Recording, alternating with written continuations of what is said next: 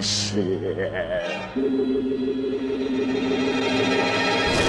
Kobra Khan, the half-man, half-cobra entity, is one of the most terrifying evil warriors. Kobra Khan, also known as Khan of the Clan Cobra, was among the most popular characters in the Masters of the Universe series. He was a hybrid between a man and a cobra, and he was first introduced as a toy figure in 1994. Kobra Khan's character was one of the most terrifying villains that were a part of the Evil Warriors team, which was obsessed with taking over the planet of Eternia. Kobra Khan was popularly called the Evil Master of Snakes, and he was well known for his cunning nature and wit. Today we will explore his character in the animated He-Man series, and dive into his presence in various shows and comics in the Masters of the Universe franchise. Before we go into our explanation, we have a very small request. If you like our content, please support us by subscribing to our channel. This is a small click for you, but for us, it means a lot. Thank you. Let's begin. Snake Puss?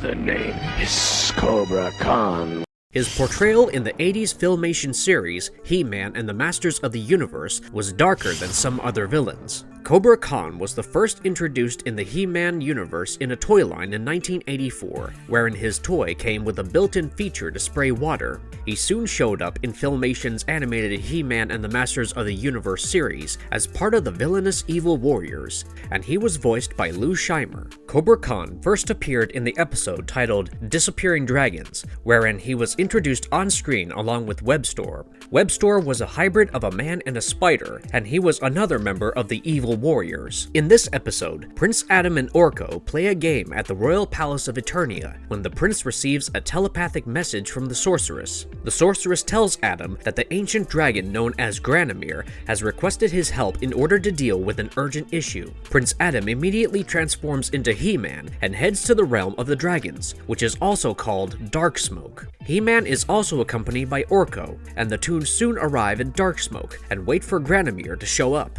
In the meantime, the treasures and scattered bottles with trapped monsters catch Orko's attention, and he even tries to please one of these monsters. When Granomir finally shows up, he tells He-Man that there have been many reports of plenty of dragons vanishing around the Dragon Mountains. He further reveals that he tried to do something about the matter, but his magic did not provide him with an answer to this mystery. Granomir requests He-Man to do something about the situation and look into the disappearances of these dragons. He-Man agrees to help him, and then brings in some extra help in the form of Mechanic and Buzz-Off. Granomir is immensely grateful for He-Man's help, and he even promises to come to his aid whenever he needs him in the future. The heroes split up to look for the dragons, and He-Man and Orko form one pair, while Mechanic and Buzz-Off look for the dragons in the rest of the territory, and even end up stumbling across Kobra Khan and Webstor. The two villains had been capturing the dragons with the help of a transporter ray, and Mechanic and Buzz-Off spot them while they try to trap another dragon. The two heroes divert their attention so that the dragon can escape,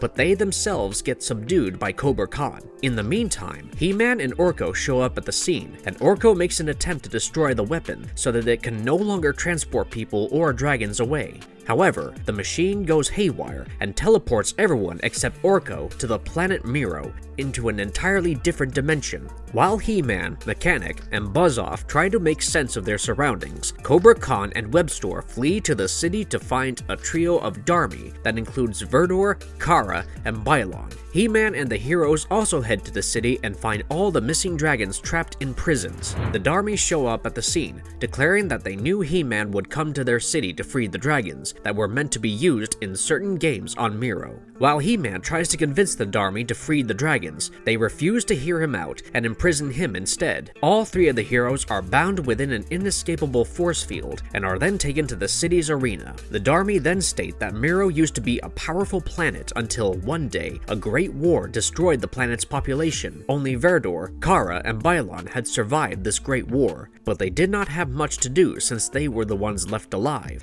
Their planet had a tradition of conducting various gladiatorial fights, but there was no one to bet on, since there were no people left to fight.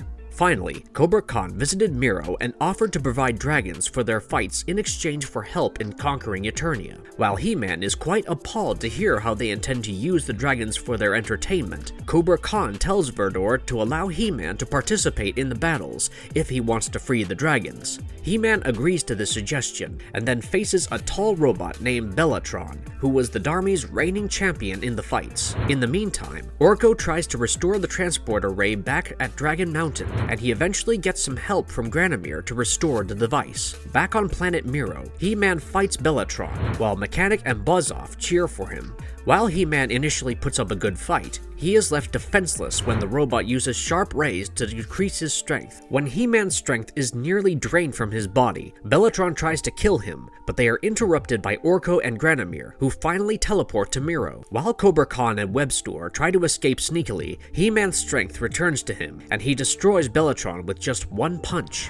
However, the Darmy refuse to keep their word on freeing the dragons. When Granomir finally realizes that Kobra Khan had been stealing the dragons for the Darmy, he uses his magical powers and turns them into stone. In the meantime, Mechanic manages to locate Kobra Khan and Webstore, who have been escaping in a stolen vehicle. He-Man throws a rock at their vehicle and hinders their movement, and they finally capture both Kobra Khan and Webstore. When He-Man returns to the arena, he sees that Granomir and all of the dragons had cornered the Darmy, and they plan to make them fight among themselves for their entertainment. While He-Man understands that Granomir is appropriately punishing the Darmy for stealing the dragons for their enjoyment, he interrupts him by saying that there would be no difference between them if they force the Darmy to fight amongst themselves. Granomir realizes that He-Man is right, and they eventually spare the Darmy and return to Dragon Mountain. In another episode titled "The Good Shall Survive," Kobra Khan demonstrated his powers when he teamed up with Webstore and the Evil Warriors to fight He-Man and the ancient Tychons. He used his arm to get a hold of one of the Tychons, which kept getting increasingly longer as he tried to reach his target. Once Kobra Khan had captured the Tychon, he stretched his ears and sprayed him with sleeping gas. However, he was unsuccessful in this plan, since the sleeping gas did not affect Tychons. In another episode titled "The Cold Zone," we see Kobra Khan's history with the rest of his species, Repton, and how he plotted the grand scheme in order to become their ruler.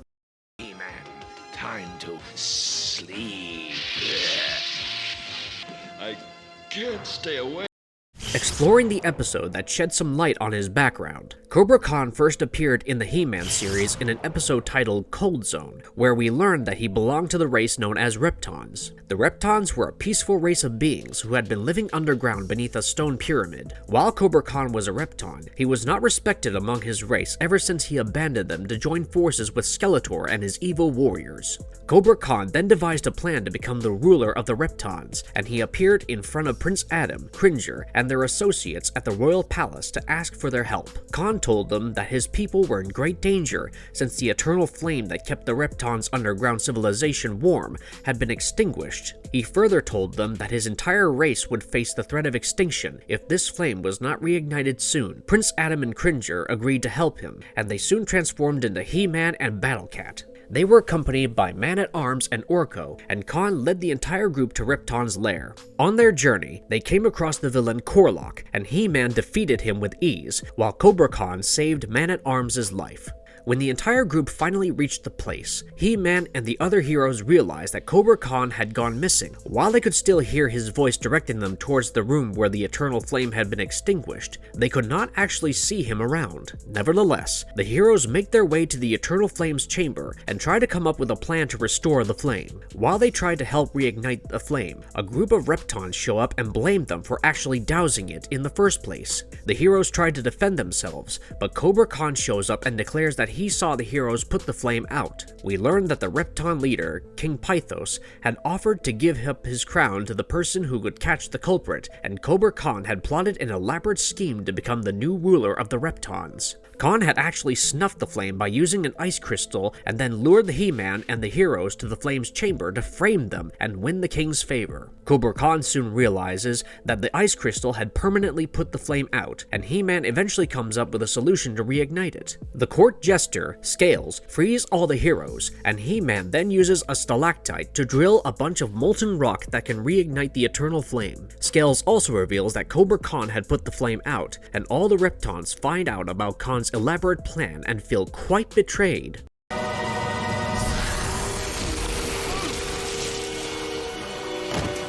his grand return in the 2002 Masters of the Universe series. When the Masters of the Universe toy line and comic series was relaunched in 2002, Kobra Khan was reintroduced with some changes to his character. While Kobra Khan initially had the ability to release sleep mist from his body, his character's physiology was tweaked to some extent in this relaunch, and he now produced acidic venom. His body produced weak to lethal venom based on his preference, and this version of Kobra Khan was known as Venom Spitting Khan. At the most lethal level, this venom had effects such as blinding anyone who came into contact with it and even acting as a painful irritant that caused frustration to his victims. In some cases, this liquid served as a strong acid that could dissolve the strongest metals and even melt any magical enchanted foliage or trees. On the other hand, Kobra Khan sometimes produced a milder form of venom that could be used to seal entrances or exits in order to trap his victims or restrict certain areas. After gaining the ability to spit venom, Kobra Khan used the hooded brills surrounding his head to eject poison instead of releasing the sleep mist. In one instance in the episode History, Khan even used this venom to enhance his hearing so that he could eavesdrop on a conversation between Court Marzo and Evil Lyn. Khan made his first appearance in the 2002 show in an episode titled Snake Pit, wherein he is portrayed as a dangerous criminal who had been imprisoned in the Royal Palace's dungeons. However, he somehow manages to break free from the dungeons and found an escape route out of the palace. Kobra Khan then headed to the Snake Mountain that was located on the dark hemisphere of the planet of Eternia. Snake Mountain was defined by its snake-like shape, and it was also the base of the evil Skeletor. When Kobra Khan finally reached the palace, he visited Skeletor and pledged his allegiance to him. However, we later learned that Kobra Khan had actually come here because Snake Mountain also used to be the home of the Snake Men, and he wanted to find the snake pit beneath the mountains. The snake pit was a portal connected to a void, wherein Kobra Khan's ancestor King Hiss and the other evil snake men had been imprisoned. While Kobra Khan almost succeeded in freeing the snake men, his plan was thwarted by He-Man and the cosmic warrior known as Zodak. While he couldn't free his ancestors, Khan managed to free General Rattler, who served as King Hiss's right-hand man. The two of them worked together to free the rest of their tribe, and they even went as far as to strike a deal with the other villains who were imprisoned in the Master's jail. In the episode titled Council of Evil Part 2, Khan agreed to free Evil Lyn and the other evil warriors from prison on the condition that they would assist him in freeing King Hiss and the Snake Men. Evil Lyn kept her promise, and the Snake Men were finally freed from the snake pit in the episode titled Rise of the Snake Men Part 2. Both General Rattler and Kobra Khan work with the evil warriors to free them, and Kobra Khan is quite pleased to know that the Snake Men have finally even accepted him as one of their own. While the Snake Men prepare themselves to take over Eternia once again, Khan realizes that his ancestors were not treating him fairly and are even looking down upon him since he was not a part of their original army. Moreover, they also shun him because he is much smaller than the rest of them. Khan gets annoyed since he went through a lot of trouble to free them, but he finds some consolation in the fact that at least King Hiss is pleased with his loyalty and is treating him fairly. Kobra Khan's overall personality had changed quite a bit in this relaunch, and he took on a more youthful, less aggressive persona. While Khan was still quite cunning in his schemes to defeat his opponents and do what was best for his personal gain, his ambitions were a little subdued, and he often served King Hiss or went out of his way to please others. Moreover, this version of Khan was not as violent as the original one, and he did not feel good about the fact that the other snake men just consumed their victims whole. Besides all these changes, Khan had become an improved warrior and was even more skilled at combat than General Rattler. While fighting He-Man and Zodak, Khan displayed great strength, and he even defeated Zodak without much effort.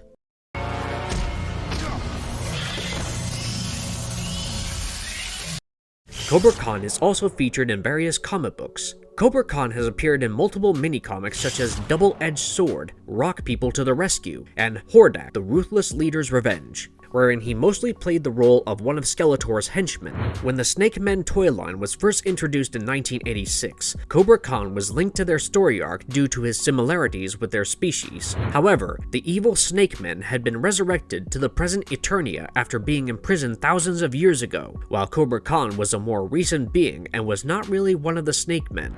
In a comic series titled King of the Snake Men, King Hiss forms an alliance with Skeletor's forces. Kobra Khan agrees to join the Snake Men in their evil activities to honor this alliance, but his real intentions are to spy on them to ensure that they don't replace Skeletor's threat to Eternia. Another comic series published in the UK elaborated on Cobra's presence among the Snake Men. In this series, Kobra Khan worked as a double agent who revealed King Hiss's ideas to Skeletor while also informing King Hiss about Skeletor's plans. This comic series portrayed Kobra Khan as a cunning character who was ultimately loyal only to himself. Kobra Khan also appeared in the mini-comics titled The Fastest Draw in the Universe, where he was not involved with the Snake Men but had a different storyline.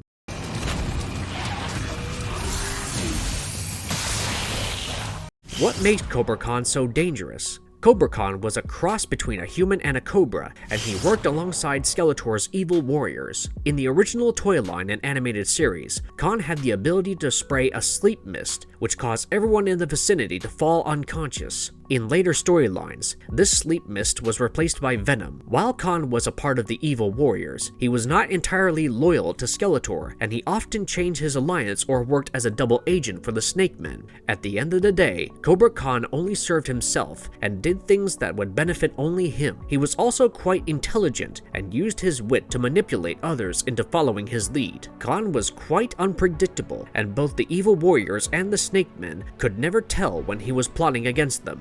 How about a little sleeping gas? Conclusion. To sum it up, Kobra Khan's cunning, manipulative nature, paired with his powers, makes him one of the most exciting characters in the Masters of the Universe franchise. He has been an integral part of the He-Man cartoon series in earlier times, and new adaptations of the He-Man comics would also benefit greatly by including his character. And if you liked our content, don't forget to leave a like and subscribe to us if you haven't already. Have a good one and be safe. Thanks, everyone.